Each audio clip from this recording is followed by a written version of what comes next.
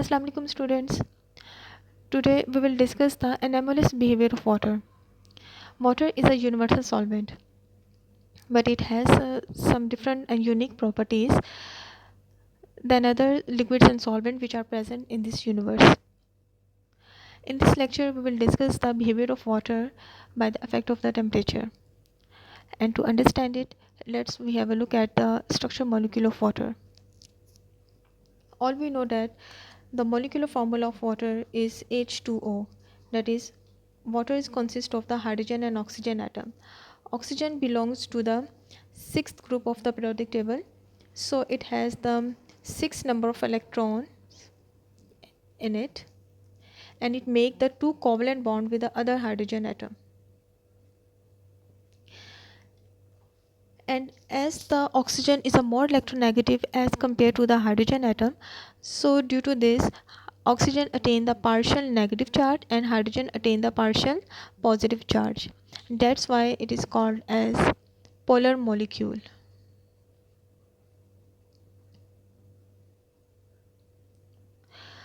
अब होना ये चाहिए कि दूसरे बाकी ट्राइटॉमिक मॉलिक्यूल की तरह वाटर का स्ट्रक्चर भी लीनियर हो, यानी कि 180 का एंगल हो दोनों बॉन्ड पेयर्स के दरमियान, लेकिन एक्चुअली ऐसा नहीं होता, जबकि वाटर जो है वो एंगुलर स्ट्रक्चर बनाता है.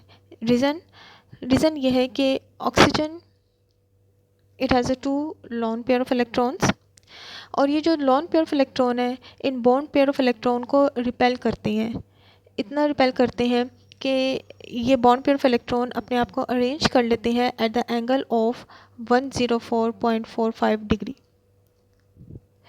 ठीक है. So due to the repulsion between the lone pair and bond pair of electrons, the water molecule has angular structure and the angle between the bond pair of electron is 104.45. Is it clear? पानी के अंदर एक और बड़ी अहम property ये है कि अब इसके स्ट्रक्चर में ऑक्सीजन जो कि बहुत ज़्यादा इलेक्ट्रोनेगेटिव एलिमेंट है और हाइड्रोजन की वजह से इनके मॉलिक्यूल के दरमियान एक ख़ास किस्म की इंटरमॉलिक्यूलर अट्रैक्टिव फोर्स डेवलप हो जाती है, जिसको हम लोग नाम देते हैं हाइड्रोजन बॉन्डिंग का. और यही हाइड्रोजन बॉन्डिंग जो है वो पानी का ये एनोमलस बिहेवियर शो करती है. कैसे, हम इसको आगे डिस्कस करेंगे. ये एक यूनिवर्सल ट्रूथ है कि टेम्परेचर और वॉल्यूम में डायरेक्ट रिलेशन है. That is by increasing temperature volume will be increased, by decreasing temperature volume will be decreased. That is according to Charles law. अब टेम्परेचर इंक्रीज़ करने से वॉल्यूम इंक्रीज़ क्यों होता है? बिकॉज टेम्परेचर इंक्रीज़ करने से किसी भी सब्सटेंस या मॉलिक्यूल की काइनेटिक एनर्जी इंक्रीज़ कर जाती है. काइनेटिक एनर्जी इंक्रीज़ करेगी तो मॉलिक्यूल्स की मूवमेंट इंक्रीज़ करेगी, वो आपस में कोलाइड करेंगे और कोलाइजन से उनके दरमियान एम्प्टी स्पेसेस भर जाएगी. एम्प्टी स्पेसेस भरने की वजह से वॉल्यूम जो है वो इंक्रीज़ हो जाएगा.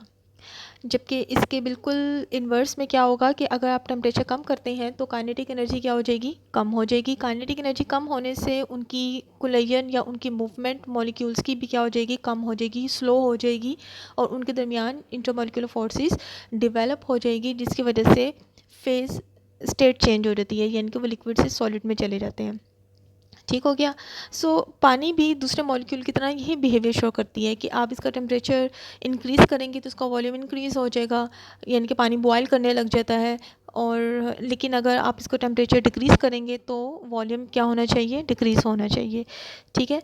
और ये बिहेवियर ऐसा रहता है, आप टेम्परेचर डिक्रीज़ करते जाएँ up to the 4 degree Celsius, तो पानी का बिहेवियर बाकी लिक्विड जैसा ही होता है, यानी कि उनमें भी कॉन्ट्रैक्शन आती जाती है पानी मॉलिक्यूल्स के दरमियान, यानी कि साइज़ जो है या वॉल्यूम है उसका कम होता जाता है. लेकिन अगर आप इसको फर्दर रिड्यूस करें, यानी कि 4 से भी आप नीचे आ जाए 0 डिग्री सेल्सियस पे, तो होना तो ये चाहिए कि मज़ीद कॉन्ट्रैक्शन हो, मज़ीद साइज़ डिक्रीज़ हो, लेकिन ऐसा नहीं होता. बल्कि जब आप 4 से नीचे पे आते हो तो मॉलिक्यूल्स जो हैं उनके दरमियान वो जो है वो एक्सपैंड करने लग जाते हैं, उनका वॉल्यूम इंक्रीज़ कर जाता है. ऐसा क्यों है? जब आप टेम्परेचर इंक्रीज़ करते हैं, जब आप टेम्परेचर डिक्रीज़ करते हैं, तो डिक्रीज़ करने से क्या बताया था मैंने आपको कि मॉलिक्यूल्स के दरमियान जो है वो फोर्सेस जो हैं वो कम हो जाती है. नॉर्मल स्टेट में अगर हम वाटर मॉलिक्यूल को देखें तो water molecule hydrogen bonding present, hydrogen bonding होने की वजह से ये दूसरे मॉलिक्यूल के दरमियान के साथ भी अट्रैक्शन शो करती है, यानी कि लाइक दैट। ठीक है, हाइड्रोजन और ऑक्सीजन के दरमियान type of the forces produce हो जाती है। मैं इसको अगर दूसरे कलर से इंडिकेट करके दिखाती हूँ, इस तरह से एक और मॉलिक्यूल आता है, वो इसके साथ मिलके हाइड्रोजन बॉन्डिंग शो कर लेता है, यानी कि हाइड्रोजन और ऑक्सीजन के दरमियान ये जो रेड लाइन्स इंडिकेट किया that is a hydrogen bonding. ये नॉर्मल स्टेट में है।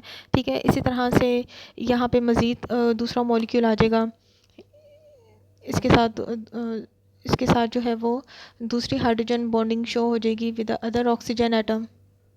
Is it clear? And with the hydrogen. तो इस तरह से ये इसका सिलसिला चलता है। लेकिन अब चूँकि इस स्टेट में जब टेम्परेचर इतना कम नहीं होता, मॉलिक्यूल मूव भी करते रहते हैं, एक जगह से दूसरी जगह चले जाते हैं, एक जगह से बॉन्डिंग ब्रेक होकर दूसरे मॉलिक्यूल के साथ बॉन्डिंग डेवलप हो जाती है। लेकिन जब आप टेम्परेचर डिक्रीज़ कर देते हो तो क्या होता है कि भाई इनके दरमियान जो मॉलिक्यूल की मोशन है वो अब क्या हो गई है, नेग्लिजिबल हो गई, बहुत कम हो गई है। और इसकी वजह से ये वाटर मॉलिक्यूल जो हाइड्रोजन बॉन्डिंग की वजह से जो मॉलिक्यूल है वो अपने आप को हेक्सागोनली अरेंज कर देते हैं। हेक्सागोनल का मतलब है जिसके 6 कॉर्नर हो, just like the benzene structure. उसमें ये क्या करते हैं कि अगर लेट्स सपोज ये एक ऑक्सीजन, ये एक वाटर मॉलिक्यूल है, ठीक है,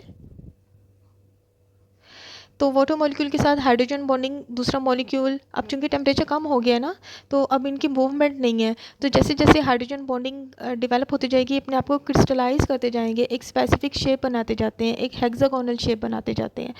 ठीक है, लाइक दैट कि अब ये मज़ीद ऑक्सीजन के साथ ही कंबाइन होगा, एक दूसरा मॉलिक्यूल आ जाएगा।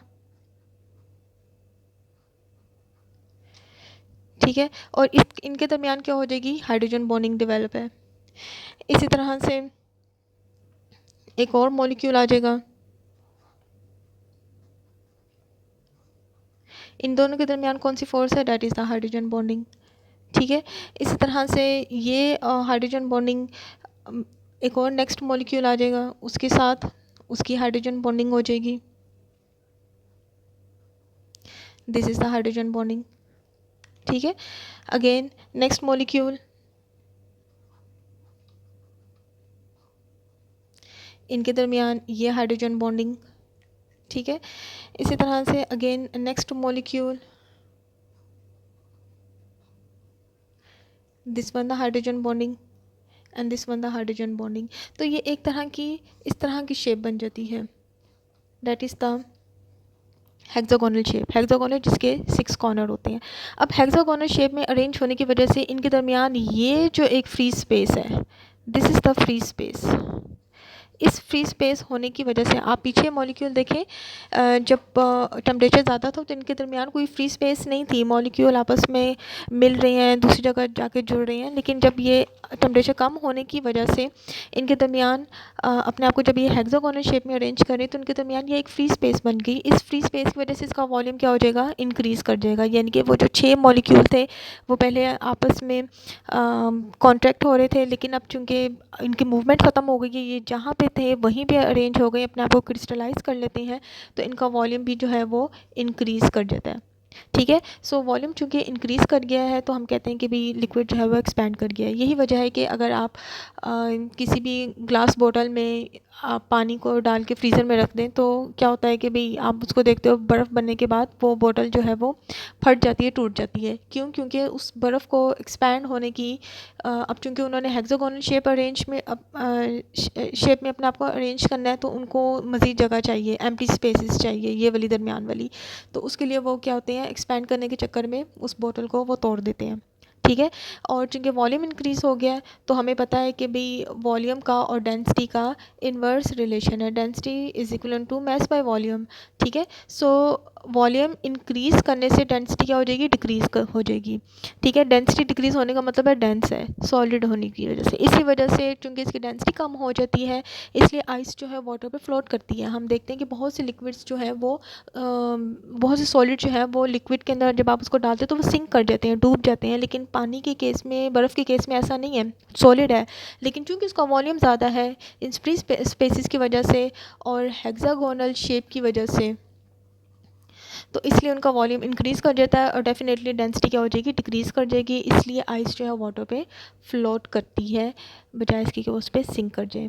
So this is the reason for the expansion of the water. Thank you.